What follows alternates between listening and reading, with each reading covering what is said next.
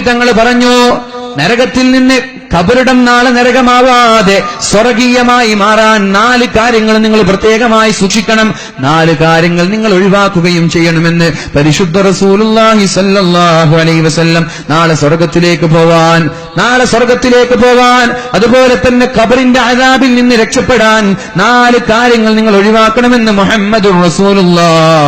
4 കാര്യങ്ങൾ നിങ്ങൾ ചെയ്യുകയും വേണമെന്ന് പരിശുദ്ധ റസൂലുള്ളാഹ്. ഏതൊക്കെയാ 4 കാര്യങ്ങൾ? ഇന്ന് സൂറത്തുൽ മുൽക്ക് പാരായണം ചെയ്ത ആളുകൾ ഒന്ന് കൈപൊക്കെ. സൂറത്തുൽ മുൽക്ക്, തബാറകല്ലദീ ബിയദിഹിൽ മുൽക്ക്. കുറച്ച് ആളേ ഉള്ളൂ. ഞാൻ ചോദിക്കട്ടെ, നിങ്ങളൊക്കെ ഖബറിടം സ്വർഗമാകും അള്ളാഹു ഉറപ്പ് തന്നിട്ടുണ്ടോ? നിങ്ങൾക്കൊക്കെ അള്ളാഹു ഖബറിടം സ്വർഗമാകുമെന്നുള്ള ഉറപ്പ് തന്നിട്ടുണ്ടോ?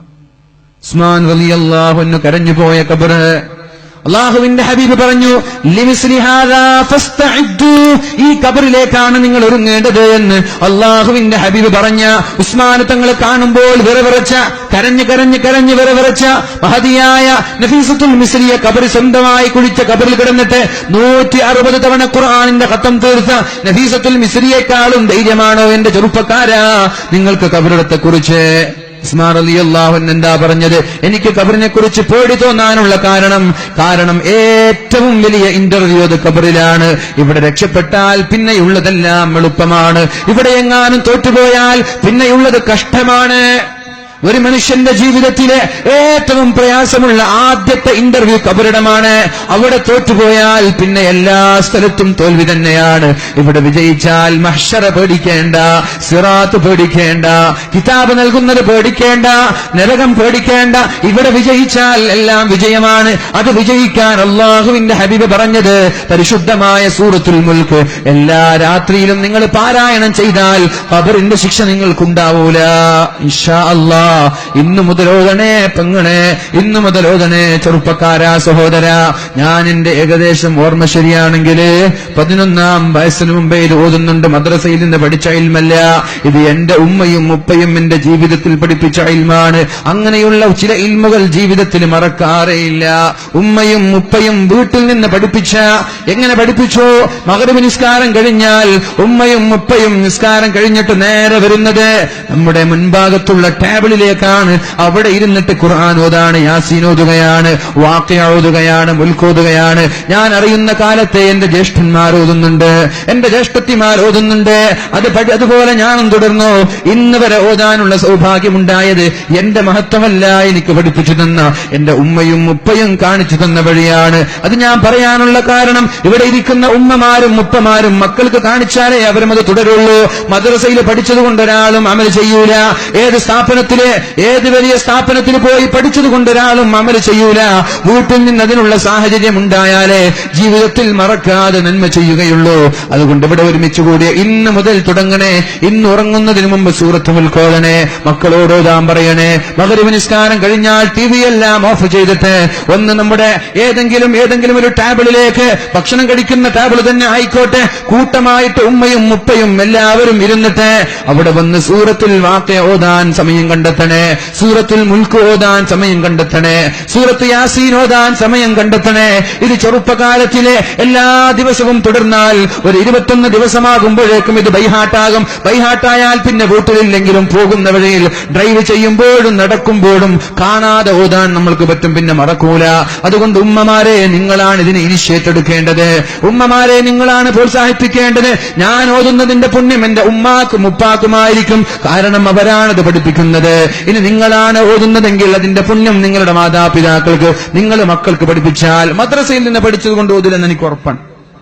മദ്രസയിൽ പഠിക്കും, കുട്ടികൾക്ക് അറിയും ഇങ്ങനെ ഓതിയാൽ ഖബറിൽ നിന്ന് രക്ഷപ്പെടും എന്നറിയും. ഇത് ഇവിടെയുള്ള എല്ലാവർക്കും അറിയും, ഖബറിൽ നിന്ന് രക്ഷപ്പെടും. അത് നിങ്ങൾ ഒന്നുകിൽ വാല് കേട്ടതാണ്, അല്ലെങ്കിൽ മദ്രസയിൽ നിന്ന് പഠിച്ചാണ്. നിങ്ങൾ ഓതിയില്ല, എന്തേ? ആ ഒരു ശീലം വീട്ടിൽ നിന്നുണ്ടായിട്ടില്ല. മനസ്സിലായില്ലേ? വീട്ടിൽ നിന്ന് ശീലം ഉണ്ടായിട്ടില്ല. ഉപ്പയും ഉമ്മയും ഇതിങ്ങനെ പഠിപ്പിച്ചിട്ടില്ല. മദ്രസയിൽ നിന്ന് അറിയാം, എല്ലാവർക്കും അറിയാം സൂറത്തുൽ മുൽക്ക് ഓതിയാൽ ഖബറിൽ ശിക്ഷ ഉണ്ടാവില്ല. പക്ഷെ എന്തുകൊണ്ട് ഓതുന്നില്ല? ചോദ്യം, ഉമ്മയും ഉപ്പയും പഠിപ്പിച്ചിട്ടില്ല, ശീലിപ്പിച്ചിട്ടില്ല.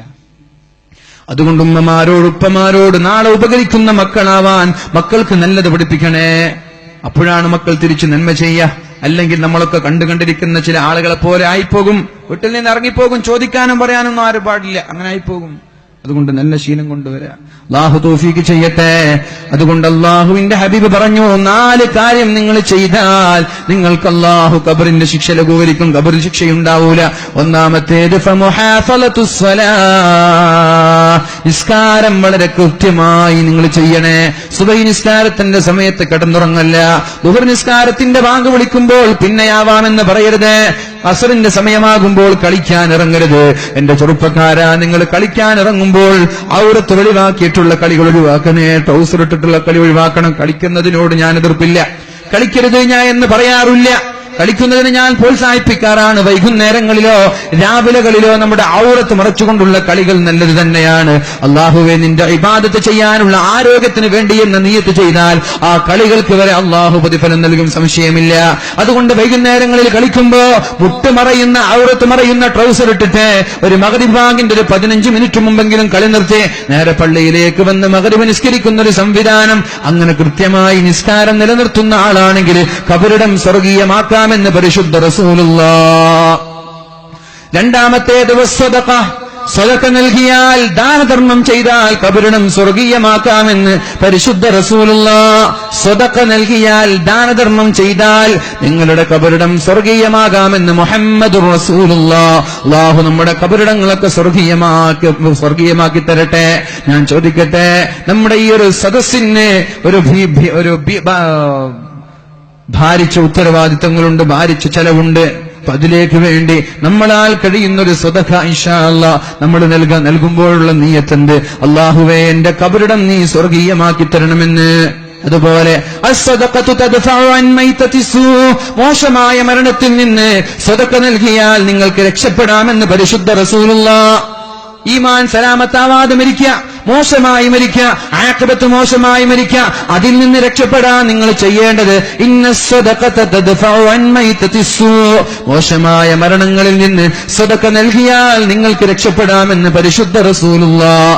അതുപോലെ ഹബീബ് പറഞ്ഞു, ദാവൂ മർലാക്കും ബിസ്സദഖ, നിങ്ങൾക്ക് രോഗമുണ്ടായാൽ, എന്ത് രോഗമാവട്ടെ, വലുതാവട്ടെ ചെറുതാവട്ടെ, മാറാ രോഗമാവട്ടെ, ഡോക്ടർമാർ കൈയൊഴിഞ്ഞ രോഗമാവട്ടെ, സദഖ നൽകിയാൽ നിങ്ങളുടെ രോഗത്തിന് ശിഫയുണ്ട്. നിങ്ങൾക്ക് രോഗമുണ്ടായാൽ ആദ്യം സദഖ നൽകി ചികിത്സിക്കണമെന്ന് അല്ലാഹുവിന്റെ ഹബീബ് മുഹമ്മദുർ റസൂലേ. ഞങ്ങൾക്കൊക്കെ നീ ഈമാൻ സലാമത്തായ മരണം നൽകണേ അല്ലാഹ്.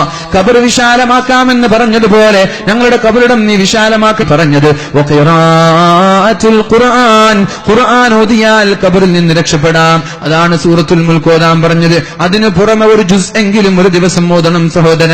വാട്സപ്പിൽ കളിച്ചു കുത്തിരിക്കാറുണ്ടല്ലോ, ഫേസ്ബുക്കിൽ കളിച്ചു കുത്തിരിക്കാറുണ്ടല്ലോ. 2, 3, 4 മണിക്കൂർ ഫേസ്ബുക്കിലും വാട്സപ്പിലും ചെലവഴിക്കുമ്പോ ഒരു അരമണിക്കൂർ റബ്ബിന് വേണ്ടി ചെലവഴിച്ചാൽ എന്താ ചെറുപ്പക്കാരാ?